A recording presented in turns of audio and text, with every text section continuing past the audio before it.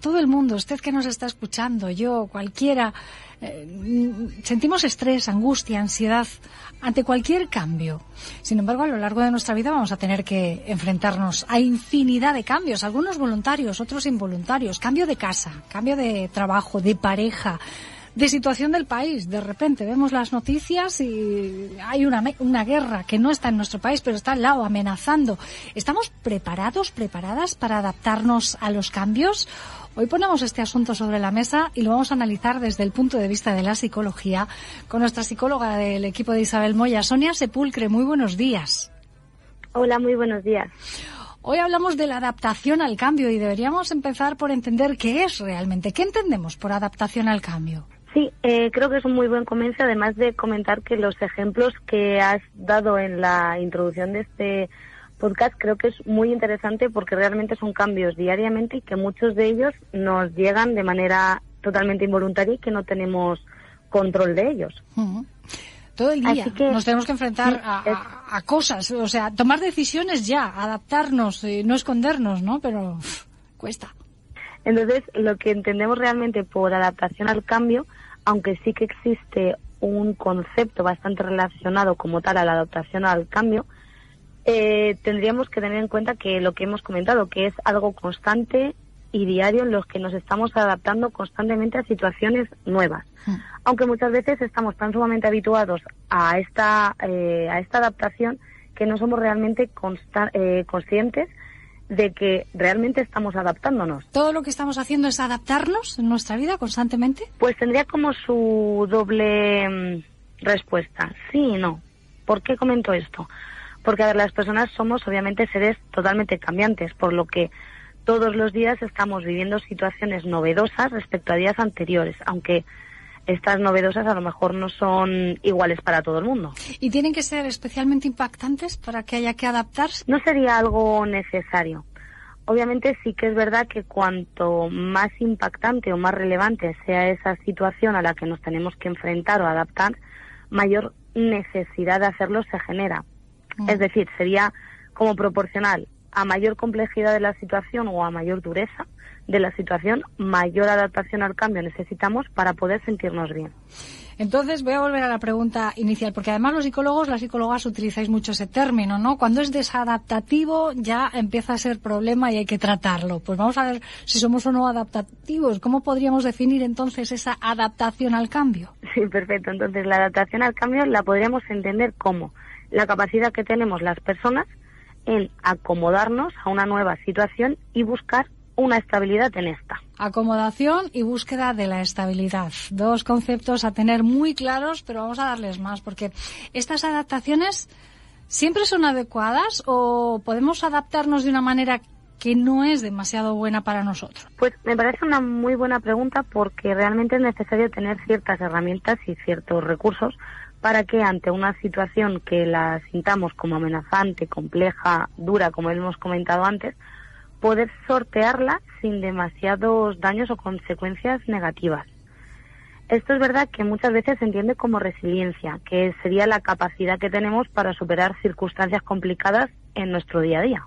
Si ponemos un ejemplo, Sonia, seguro que queda más clarito. ¿Nos puedes poner un ejemplo para situarnos? Sí, claro.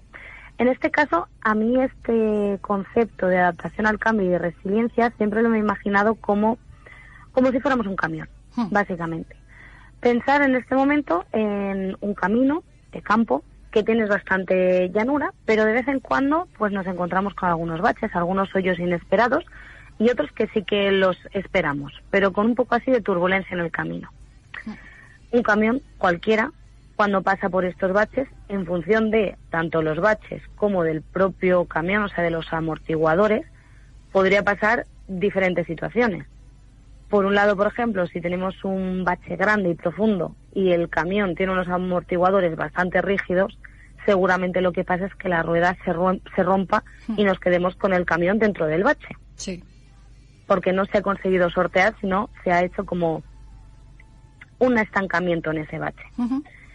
Sin embargo, si tenemos este mismo hoyo profundo, pero yo con el camión voy más lento, voy más despacito y mis amortiguadores me permiten generar un efecto de muelle para pasar por este bache, aunque obviamente lo note, pasaré de largo sin tener demasiadas consecuencias negativas. Claro, no me quedo en el hoyo. Tengo buena suspensión, me permite salvar el bache o el obstáculo, si fuera al contrario, y seguir.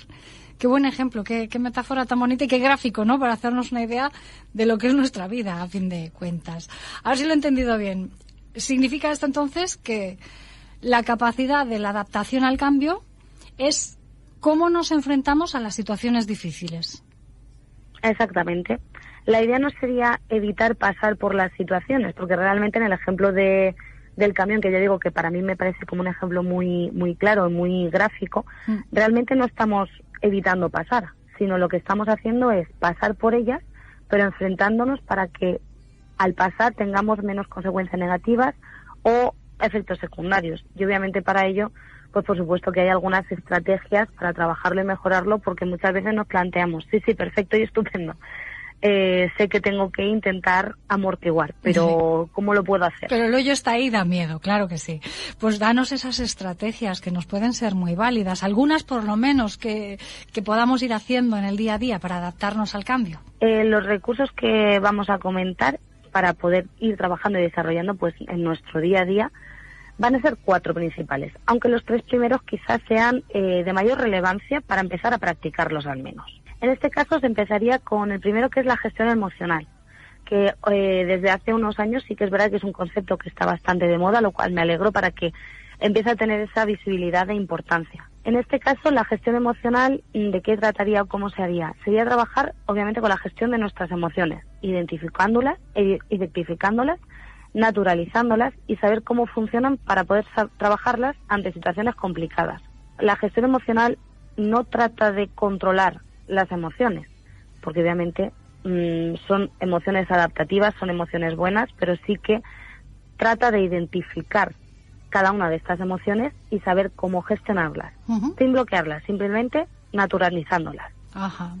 Por ejemplo, tengo que cambiarme de casa y antes con esa ansiedad que tengo, ¿no? Y esa angustia de la mudanza y de cómo será el barrio y mis nuevos vecinos y todo eso, asumir, ¿no? Que tengo esa angustia, que tengo ese estrés, pero también que mañana voy a conocer a los vecinos, que la mudanza, pues caja tras caja y poquito a poco, sin bloquearlo. Exactamente, sí. En ese ejemplo, por ejemplo, sería totalmente natural tener sensación a lo mejor de incertidumbre, sensación de ansiedad, porque es una situación nueva, obviamente, en la que, en este ejemplo, totalmente tenemos que hacer una nueva adaptación al cambio. Pero la idea sería esa, de aceptar que tenemos esa sensación, como puede ser la ansiedad, y ver cómo puedo empezar a trabajarla para que no me bloquee y me limite, sino simplemente aceptarla y con ella continuar. El segundo, que también sería obviamente muy importante, es tener una actitud asertiva. En este caso, dentro de las actitudes que podemos tener en nuestro día a día, está una de ellas es la asertiva, pero podrían ser 3 que las voy a mencionar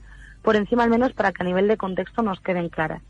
Que sería una actitud agresiva, asertiva o pasiva. Generalmente, casi todo el mundo ronda entre 2 principales. ¿Esto con qué quiero decir con esto? Que tengo las 3 actitudes, aunque a lo mejor para mí 2 de ellas sean las más intensas o las más frecuentes. Pero generalmente, porque no somos, como hemos comentado antes, somos personas dinámicas y de constante cambio, entonces es muy difícil solo tener un tipo de actitud. Predominan 2 sobre todo. Y haciendo ya más hincapié en la actitud asertiva, que es la que nos va a servir y nos va a ser muy útil para la adaptación al cambio y la resiliencia, comentar que la actitud asertiva es la que nos permite decir lo que pensamos, sentimos y queremos sin invadir las opiniones de la otra persona o de las otras personas. Nos viene muy bien, por ejemplo, si el cambio lo produce una escena laboral, ¿no? Se nos ha acabado un contrato, pero nos han llamado de otro sitio.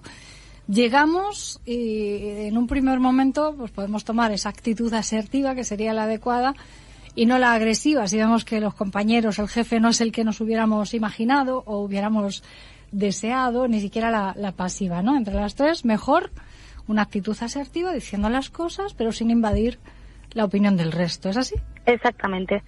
En este caso, por ejemplo, también afectarían otras variables, como has comentado, que sería esa expectativa que yo me genero al hacer un cambio. Sí, generalmente cuando hacemos un cambio, por ejemplo, de trabajo, esperamos que sea para mejor. Obviamente, claro. Por eso hacemos el cambio. Y ya propiamente eso, cuando vemos que quizás no sea la expectativa que nos habíamos generado, que no es exactamente igual, que nos generen algunos sentimientos o sensaciones que nos hagan tener una actitud quizás o más pasiva o más agresiva. Pero lo ideal es, como has dicho, que nos mantengamos en una actitud lo más asertiva posible para comentar también pues a los compañeros o a jefe, la jefa que tengamos, que pues a lo mejor necesitamos otro tipo de, o sea, que queremos otro tipo de necesidades o que nos gustaría plantearlo de otra manera, pero desde el respeto, entendiendo también que ellos obviamente tienen su punto de vista, pero yo decir el mío. ¿Cómo me adapto a los cambios? ¿Con gestión emocional? ¿Con actitud asertiva? ¿Y con qué más? Pues en este caso la tercera parte sería la flexibilidad cognitiva. En este caso, al igual que hemos comentado anteriormente, la flexibilidad cognitiva es la que nos va a permitir generar una gran cantidad de alternativas, es decir, de soluciones, para poder poner en práctica, evitando así cerrarnos en una única solución. Qué bueno. Esto, en casos de emergencia, es muy práctica, ¿no? Hay que tomar una decisión rápida y antes de agobiarnos. Claro, porque muchas veces lo que sucede es que si solo tengo una alternativa, que sería la parte de rigidez cognitiva, lo que hace es que si esa solución o esa alternativa no sale, o no sale en absoluto, o no sale como yo esperaba, como no tengo otro sustento, me puedo agobiar. Claro, flexibilidad cognitiva. ¿Y el último de los recursos a tener en cuenta para que haya una buena adaptación al cambio? Sería como una coletilla a través de la flexibilidad cognitiva, que sería la generación de alternativas. ¿Qué? Es decir, la capacidad de buscar la mayor cantidad de soluciones posible. En este caso no vamos a tener en cuenta si esas soluciones son reales, son irreales, si tienen un mayor coste, si son positivas o negativas, sino simplemente lo que quiero es tener un camino de posibilidades a pesar de que la primera no se pueda realizar. ¿Algo más que añadir al respecto en este espacio? Porque el resto ya se lo dejamos a los profesionales y en consulta, como bien has dicho, ¿no? Cuando esto ya supone un problema, hay que tratarlo desde el ámbito de la psicología. Pero para poner en práctica en nuestro día a día. Sí, pues bueno, estoy totalmente de acuerdo con lo que has comentado, pero estas pequeñas píldoras, por decirlo así, para poder ir cada uno trabajándolo en su día a día y intentar al menos que sortear ese bache lo mejor posible con esos amortiguadores lo más efecto muelle posible, sí que recomendaría el intentar, pues por una parte a nivel de gestión emocional, naturalizar las emociones, porque muchas veces cuando nos llegan intentamos bloquearlas porque nos generan malestar, cuando al bloquearlas lo que generamos es alimentar más ese malestar. Entonces, pues dejar un poco más que sean naturales, porque realmente todas las emociones lo son, y que fluyan en mayor medida de lo posible. Eso respecto a un trabajo pues día a día de las situaciones que nos puedan ir viniendo, respecto a la parte más emocional. Y respecto a la actitud asertiva, intentar ir poniéndola en práctica, intentar ver de qué manera puedo conseguir comunicar a la otra persona lo que pienso y lo que siento y lo que quiero decir, sin obviamente invadir su espacio, y también permitirme a mí tener ese límite para poder llegar a él. Entonces estas creo que serían las dos píldoras para poder empezar a trabajarlas